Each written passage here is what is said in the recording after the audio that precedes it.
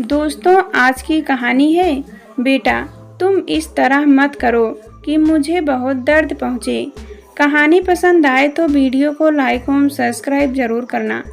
बात उन दिनों की है जब राघव 12वीं जमात पास करके कॉलेज में पढ़ने गया था।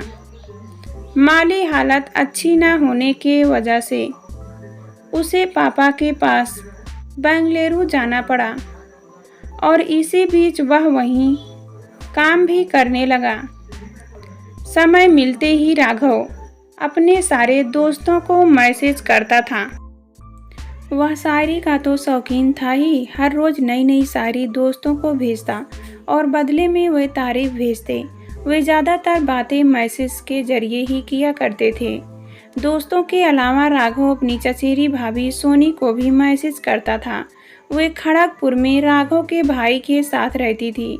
राघव और सोनी दोनों जब भी बातें करते तो ऐसा नहीं लगता था कि कोई देवर भाभी बातें कर रही हैं। ऐसा लगता था मानो दो जिगरी दोस्त बातें कर रहे हों।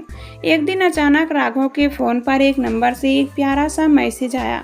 वह पढ़कर बहुत खुश हो गया, लेकिन अगले ही पल वह हैरान रह गया, क्योंकि जब उस नए नंबर पर उसने फ़ोन किया तो फ़ोन का जवाब नहीं मिल सका।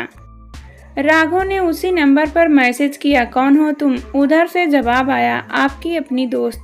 राघव ने नाम पूछा तो उसने बताया नहीं, फिर कभी मैसेज लिख दिया। राघव ने सोचा शायद मेरा ही कोई दोस्त मुझे नए नंबर से परेशान कर रहा है। रात को राघव ने उस नंबर पर फ़ोन मिलाया। एक लड़की ने फ़ोन उठाया और जैसे ही वह हेलो बोली, राघव के रोंगटे खड़े हो गए। राघव ने हकलाते हुए पूछा, कौन हो तुम? मेरा नंबर तुम्हें किसने दिया? तुम कहाँ से बोल रही हो? उस लड़की ने बताया, मेरा नाम पूजा है। इसके बाद उसने राघव से कहा कि वह उसे पहले से जानती है। उसके बारे में बहुत सारी बातें भी बताई। वह देखने में कैसा है, उसका कद कितना है वगैरह। राघव ने पूछा, मुझे कहाँ देखा आपने? उस लड़की ने कहा, 4 महीने पहले मुजफ्फरपुर रेलवे स्टेशन पर देखा था, तभी से नंबर ढूंढ रही हूँ। राघव चौंक गया, क्योंकि ठीक 4 महीने पहले वह अपनी मौसी को छोड़ने वहाँ गया था। वह ख्याली पुलाव पकाते हुए सोचने लगा कि एक अनजान लड़की ने अनजान जगह पर उसे देखा और तब से उसका नंबर ढूंढ रही है। पहले तो वह अनजान था, पर अब राघव दोस्ती के नाते उससे बातें करने लगा। कुछ ही दिन हुए थे राघव और उस लड़की की दोस्ती को कि इसी बीच उसका मैसेज आया, जिसमें लिखा था, मुझे माफ़ कर देना, मैं नहीं चाहती कि हमारी दोस्ती की शुरुआत झूठ से हो। सच तो यह है कि मैंने आपको कभी देखा ही नहीं, बस सोनी भाभी के फ़ोन पर आपका मैसेज पढ़ा जो मुझे बहुत पसंद आया। इसके बाद भाभी से आपका नंबर लेकर मैसेज कर दिया। मैंने सोचा कि अगर आपको पहले ही सब बता देती तो आपके बारे में इतना कुछ जानने का मौका ना मिलता। इस झूठ के लिए मुझे माफ़ कर देना और मेरी दोस्ती को स्वीकार करना। यह मैसेज पढ़कर राघव को थोड़ा गुस्सा तो आया, पर दोस्तों से इस बारे में जब उसने बात की तो वे भी उसकी तारीफ के पुल बांधने लगे। उसे सलाह दी कि लड़की अच्छी है, तभी तो उसने सब सच सच बता दिया। और तो और वह दोस्ती भी करना चाहती है। ऐसे सच्चे दोस्त कम ही मिलते हैं। उसे फ़ोन कर और दोस्ती की नई शुरुआत कर। फिर क्या था, राघव का दिल बाग बाग हो उठा। अगली सुबह राघव ने मैसेज किया, गुड मॉर्निंग दोस्त। सुबह से भी मैसेज आया जिसमें पूछा गया था, मुझे माफ़ तो कर दिया ना? फिर से सॉरी एंड थैंक यू। दोस्ती को आगे बढ़ाने के लिए राघव ने भी फिल्मी अंदाज में भेज दिया, दोस्ती में नो थैंक्स नो सॉरी।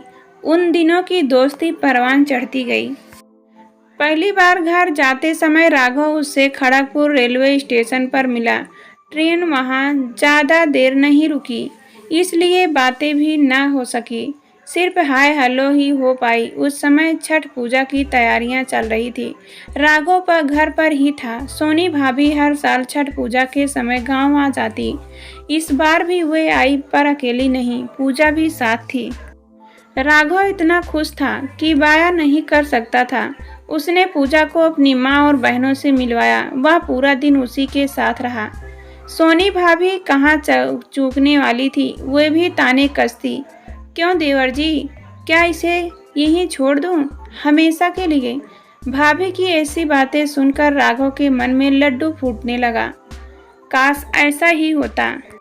पूजा थी ही ऐसी, गोरा रंग, लंबी नाक, लंबा कद, पतली कमर, मानो कोई अप्सरा हो। राघव मन ही मन उसे चाहने लगा था। उसके फोन की बैटरी और पैसे खत्म हो जाते, पर बातें नहीं। हर साल छठ पूजा पर पूजा भी सोनी भाभी के साथ उससे मिलने चली आती, लेकिन राघव की कभी हिम्मत नहीं हुई कि वह भी कभी उससे घर जाए। राघव जब भी गांव आता उससे स्टेशन पर ही मिलकर चला जाता। प्यार वह भी उससे करती थी, पर बोलती नहीं थी। राघव उससे प्यार का इजहार करवा कर ही रहा। अब दोस्ती भूलकर प्यार मोहब्बत की बातें होने लगी। बात शादी तक पहुंच गई। राघव ने हिम्मत करके पड़ोसियों के जरिए अपने प्यार और शादी की बात माँ तक पहुंचा दी। माँ ने इस रिश्ते को एक बार में ही खारिज कर दिया।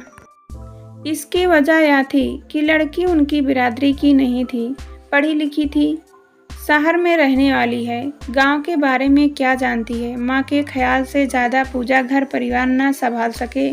उनको ऐसी लड़की चाहिए थी जो घर को संभाल सके। घर तो पूजा संभाल ही लेती, पर माँ को कौन समझाए। पुराने ख्यालों वाली माँ जो एक बार बोल देती है, वही राघव के लिए पत्थर की लकीर हो जाता था। समय का पहिया अपनी रफ्तार से चलता रहा। राघव के दोस्तों, पड़ोसियों सभी ने उसे सलाह दी कि वह पूजा को भगा ले जाए। माँ कुछ दिन नाराज रहेगी, पर समय के साथ सब ठीक हो जाएगा। राघव आगे पीछे की सोचने लगा। जैसे हर माँ के सपने होते हैं, वैसे ही मेरी माँ के भी सपने होंगे। वे सोचती होंगी कि उनके बेटे की शादी होगी, बैंड बाजा बजेगा, वे खुशी के मारे नाचेंगी। राघव ने भी सोच लिया था कि पूरे परिवार के सामने उसकी शादी होगी। वह अपनी माँ के सपनों को नहीं तोड़ सकता। एक दिन राघव ने पूजा को अपने मन की बात बता दी। वह सुनकर रोने लगी। रोया तो वो भी था। कुछ सोचकर पूजा ने कहा, आपकी शादी किसी से भी हो, पर आप हमेशा खुश रहना। माँ का दिल कभी मत तोड़ना। आप वही शादी कीजिएगा जहाँ आपकी माँ चाहती है। जब तक हम दोनों से भी किसी एक की शादी नहीं होती, तब तक हम दोनों दोस्ती के नाते बातें तो कर ही सकते हैं। फिर पूजा छठ पूजा पर गांव नहीं आई। राघव भी उदास रहने लगा। उन दोनों में क्या क्या सपने देखे थे कि शादी होगी। शादी के बाद घर पर ही वह कोई काम करेगा। पूजा बच्चों को ट्यूशन पढ़ाएगी और वह दुकान चलाएगा। कहते हैं ना कि आदमी जो सोचता है वह हमेशा पूरा होता है, बल्कि सच में सोचा हुआ काम अब कभी पूरा नहीं होता। जो राघव ने सोचा था वह सब तो अधूरा ही रह गया।